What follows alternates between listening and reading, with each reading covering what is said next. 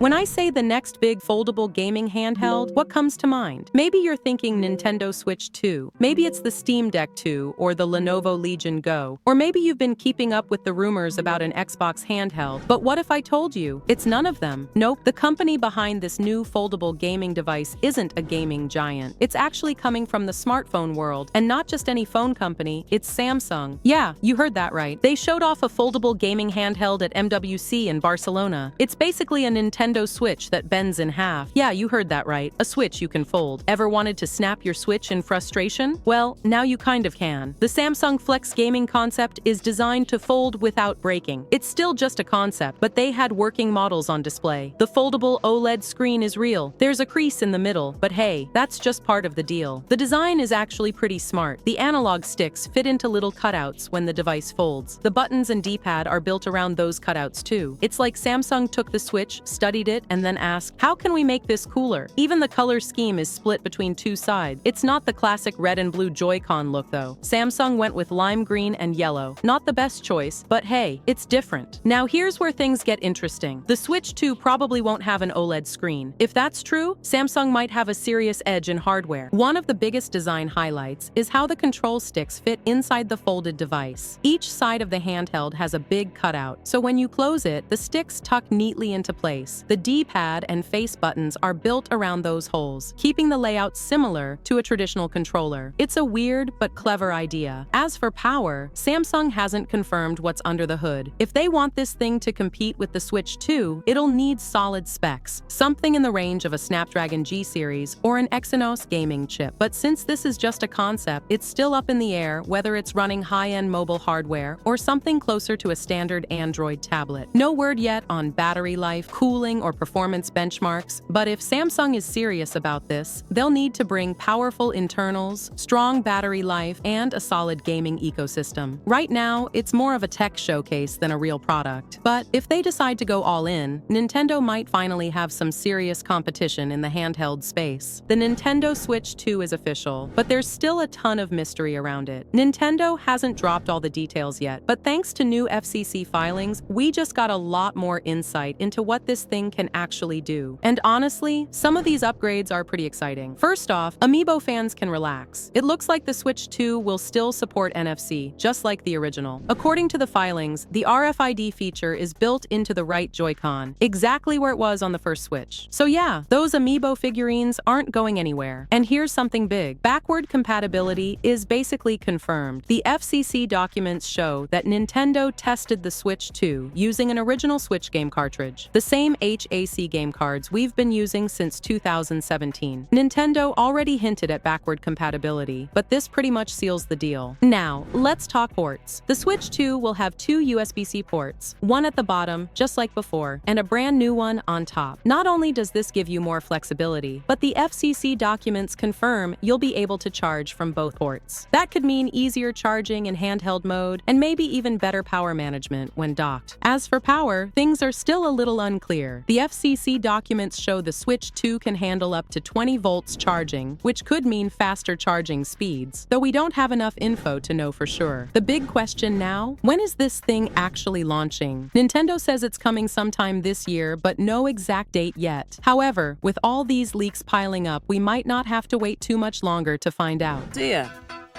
do you know why you're here? Bad luck, I guess. GTA 6 is going to be so massive that the entire world is going to feel it. Like, I'm not even exaggerating. This thing is going to shake the economy. Think about it. The moment Rockstar drops that release date, you know people are going to start planning their sick days months in advance.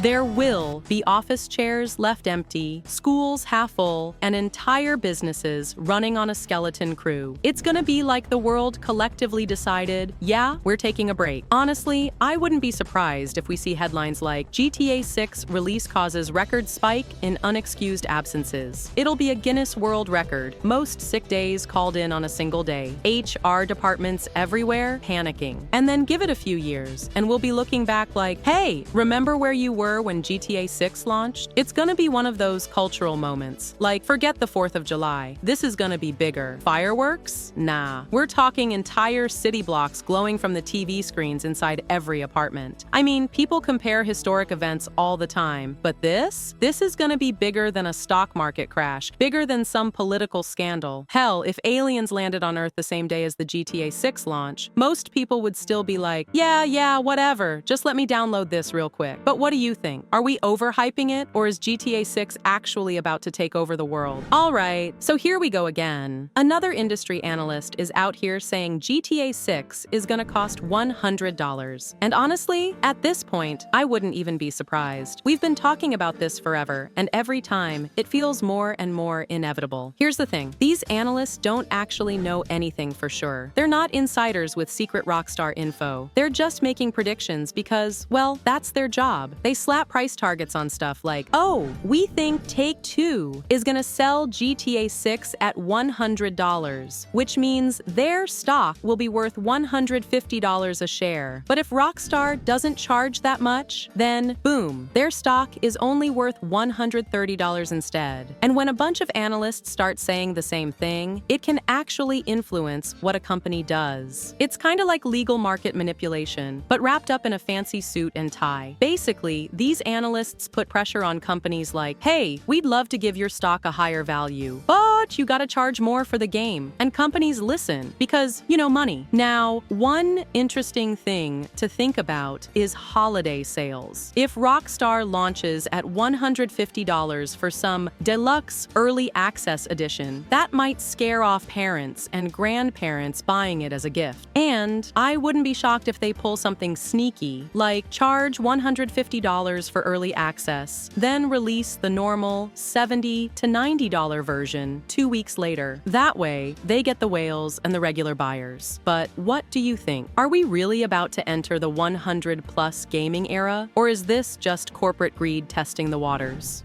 Man, Rockstar really fumbled this one. GTA 5 Enhanced just dropped, and it's already the worst-rated Rockstar game in Steam history. Yeah, worse than the infamous GTA Trilogy Definitive Edition, worse than the buggy PC port of Manhunt. Even Grand Theft Auto 3's remaster is sitting with a better score. That's how bad this is. So, what happened? Well, with all the hype around GTA 6, people were already on edge, waiting for something big. Instead, Rockstar gave us another re-release of a game that's been around since 2013. Sure, it's got some visual tweaks, faster load times, and a few extra goodies, but that's about it. And guess what? People are not happy. Since its release on March 4th, the Steam reviews have been brutal. Right now, it's sitting at just over 50% positive ratings, according to SteamDB. To put that into perspective, GTA 3, the Definitive Edition, a game that was ripped apart for its awful remaster job, has a 65% rating. That's how little faith people have in this version of GTA 5. A big part of the backlash comes from the fact that a lot of players expected more. After all, Rockstar has been milking GTA 5 for over a decade now, so if they were going to re-release it yet again, they should have at least made it feel worthwhile. But instead, they slapped on some enhancements, bundled it with GTA Plus perks, and called it a day. And to make things worse, there are some serious technical issues. A lot of players are struggling to even migrate their old accounts over, which just adds insult to injury. And let's be real, some of this frustration isn't even about GTA 5 Enhanced itself. People are just tired of waiting for GTA 6. The first trailer dropped in December 2023, and since then, Rockstar has been radio silent. So when this half-baked re-release showed up instead of any real GTA 6 news, it felt like a slap in the face. Now, to be fair, Rockstar might be able to fix some of the issues with patches. The GTA Trilogy Definitive Edition started out as a total disaster, but after some updates, it's at least playable now. Maybe the same will happen here, but as of right now, this is not looking good. If you're desperate for something fresh, you might be better off diving into some GTA 5 mods instead. And while we wait for any sign of GTA 6, all we can do is shake our heads at Rockstar's latest misstep. What do you think? Does GTA 5 Enhanced deserve all this hate? Or are people just overreacting? You know what's really frustrating? Rockstar refuses to give console players a proper red Red Dead Redemption 2 Remaster. Or hell, they won't even unlock the frame rate. We know the PS5 can handle it. Jailbroken PS5s have already proven that even the base model can push RDR2 up to 80 FPS at 1080p, and with the PS5 Pro, 120 FPS would be a breeze. But nope, instead of a simple frame rate unlock, Rockstar would rather hold out, slap a definitive edition or remastered label on it, and sell it to us at full price again. It's just classic Rockstar anti-consumerism. They know exactly what they're doing. Mark my words, 3 months before GTA 6 drops, they'll suddenly announce an RDR2 remaster. Just a quick little cash grab to squeeze a few extra bucks out of us before the big release. And the funniest part, that remaster is probably done already. It's just sitting there, collecting dust on Rockstar's desk, waiting for the right time to be milked for maximum profit. At this point, it's not even surprising, it's just annoying. The last thing we need is another Cyberpunk 2077 situation, an overhyped, unfinished game that needs a year of patches just to be playable. I really want to believe that Rockstar will get it right. But with everything going on, I wouldn't be surprised if GTA 6 launches with a ton of bugs, missing features, and a day one patch the size of a full game. So GTA Definitive Edition dropped 4 years ago, and let's be real, it was one of the biggest disasters Rockstar has ever put out. A $60 cash grab with barely any gameplay improvements, and somehow it had more bugs than the originals. Total embarrassment. Now, out of nowhere, there's a new update. And suddenly, I see people online saying things like, it's finally fixed, or Rockstar actually made it worth playing. That had me seriously questioning reality, so I had to check it out myself. If you're like me and just want the straight-up truth, no sugarcoating, let's get into it. So, what actually changed? First off, they added a classic lighting mode, which you can toggle in the pause menu. Basically, it brings back the old-school lighting, shadows, and reflections, making the game look much closer to the PS2 versions. And honestly, yeah, it does look better. It's not just a cheap filter slapped on top either. Weather effects and lighting actually feel different now. Then there's the rain fix. You remember how god-awful the rain looked before? Like someone just poured milk on your screen? Well, it's finally been toned down, and it looks much more natural now. Huge improvement. Another small but crucial change. You can finally pause cutscenes. Yeah, you couldn't do that before. Who thought that was a good idea? At least now you don't have to risk skipping an important scene just because you need to step away. They also tweaked the NPC density so sidewalks don't feel like post-apocalyptic wastelands anymore. Vice City's weird running animation while aiming. Fixed. Small stuff, but hey, it's something. But hold on, is it actually good now? After playing the update for a few hours, here's the brutal truth. It's still a mess. The pop-in is still terrible. Animations, still janky. Bugs, still way too many. Yeah, the visuals are improved, but when the core gameplay still feels outdated and clunky, what's the point? If Rockstar just wanted to recreate the old games exactly as they were, why call it a definitive edition in the first place? And let's not forget, this game launched 3 years ago in a completely broken state. Some of us paid full price for it, expecting something worthy of the name, only to get scammed. If you want the best experience, you're honestly better off just grabbing the original versions and modding them on PC. You will own nothing. That sounds pretty grim, right? But when you look at how games are handled today, it starts to feel all too real. Remember the days of stacking your PlayStation 2, PlayStation 3, or PlayStation 4 discs on a shelf, each one a little trophy of your favorite adventures. You had something solid in your hands, something you could pop into your console at any time. Now, with digital downloads and streaming services, that feeling of truly owning a game is fading away. Let's dive into it. Think about your gaming habits. Did you ever stare at a physical disc and think, this is mine, and it's always going to be mine? I sure did. Fast forward to now. Most of us have huge digital libraries on Steam, the PlayStation Store, Xbox Live, you name it. But the irony is, we don't really own anything. All we've got is a license that can vanish if the platform changes its rules or if a publisher yanks the game. It's a lot like renting an apartment instead of buying a home. You live there, but it's not truly yours. What about game streaming services? You don't need expensive hardware, and you can jump into a massive catalog of titles on a whim. Convenient, sure. But let's say the service suddenly goes under or jacks up its prices. Poof, all that gaming progress, all those worlds you've explored, they could disappear in an instant. Meanwhile, your old PlayStation 2 or PlayStation 3 discs, they'd still be sitting on your shelf, ready to go whenever you want. That's the real difference. Those older games in physical form can't just be turned off by some company. There's no license to revoke. Even if your internet goes down or your favorite store closes up shop, you can still pop in a disc and play. With the current push towards digital only and subscriptions, we're gambling our sense of ownership ownership on corporations that may not always have our best interests in mind. Some folks might say, so what? The convenience is worth it. And maybe it is. No more clutter and no need to swap discs. But there's a real downside here. If you're like me, you want to look back in 10 or 20 years and still play those games you love. Is that going to be possible when everything's tied up in online services and digital rights? It's hard not to feel a little uneasy about the long-term picture. Ultimately, as digital gaming continues to dominate, we have to face the possibility that one day we'll own nothing at all, not even our games. Sure, it might sound dramatic, but just think how fast technology and business models can change. Back in the heyday of the PS2 and PS3, who would have guessed that physical game libraries might be on their way out? It's a reminder that convenience often comes with hidden strings attached. And if that's the future of gaming, maybe we need to ask ourselves, is it really a future we want? So, Sony just did something kinda weird. You can now rent a PlayStation 5. Yeah, rent, not buy. It's like leasing a car, except instead of driving it around, you're just sitting on your couch playing Spider-Man. And once you're done paying for it, you don't even get to keep it. Here's how it works. In the US, Sony teamed up with this company called Raylo, and they're offering these like 12, 24, and 36-month leases for PlayStation hardware. You pick your plan, you pay a monthly fee, and boom, you've got yourself a PS5, or a PlayStation VR2, or even the PlayStation Portal, which, honestly, I keep forgetting exists. Now, at first, this might sound kinda cool. No big upfront cost, just small payments over time. But then, you start doing the math, and this is where it gets stupid. A PlayStation 5 Digital Slim, that's $14 a month if you go for the 3-year plan. Okay, sounds reasonable, but hold up, that's $504 total. The actual price of that console? $449. So you're paying more than full price, and then you have to give it back. What? Same deal with the PS5 Pro. If you lease it for 36 months at $24 a month, you're dropping $864 total. The actual retail price? $700. You're paying an extra $164 for the privilege of never owning it. And if you do the 12-month lease at $34 a month, that's $408 for just 1 year of use. At this point, Sony's not even selling PlayStations. They're renting out the idea of PlayStations. Now, to be fair, there's a monthly rolling plan where you can cancel anytime, but that one's even worse. $45 a month for a PS5 Pro, meaning if you keep it for just 1 year, you're already way overpaying. And look, Sony does have a wear and tear policy, so they're not going to charge you extra for like little scratches or smudges. But if you send it back with serious damage, yeah, they're going to hit you with extra fees. What's even crazier is that this thing is already selling out in Japan. People are actually doing this. No idea yet if Sony's going to expand it to other countries, but like, why? Why is this a thing? Microsoft kinda tried something like this with Xbox All Access, but that was different. At least with that deal, when you finished paying, you owned the console. But this